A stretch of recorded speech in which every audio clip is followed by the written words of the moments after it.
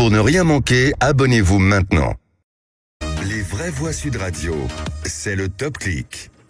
Et le prix Nobel attribué à des recherches sur l'ARN messager, cette décision du comité suédois réveille forcément les opposants à la vaccination contre le Covid. Et oui, au point de mettre le nom de Nobel en top tendance sur Twitter. Du côté de ceux qui se réjouissent de ce prix Nobel attribué à 2 chercheurs hongrois et américains impliqués dans les recherches sur le vaccin, il y a par exemple Hubert Huertas qui se demande avec ironie sur Twitter, je le cite, Florian Philippot et Francis Lalanne vont-ils dire que le Nobel de médecine a été attribué à une empoisonneuse émule à l'échelle planétaire de la marquise de Brinvilliers, Violette Nozière ou de Marie Bénard?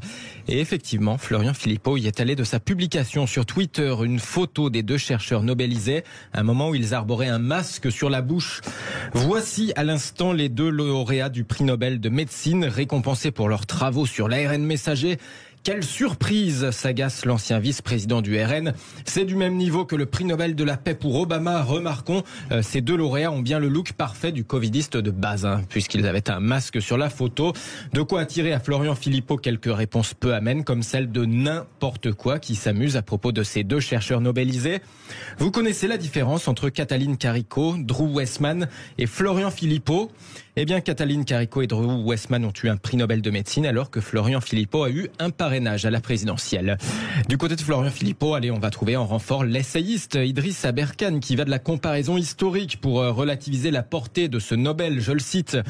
En 1949, dit-il, le pseudo-scientifique Moniz recevait le prix Nobel de médecine pour la lobotomie frontale, une opération abominable et criminelle validée un temps par la médecine de l'époque. Voilà, le débat fait rage. De quoi inspirer, ce sera le dernier commentaire que je vous lis, celui cinglant de Franck Claro, je le cite.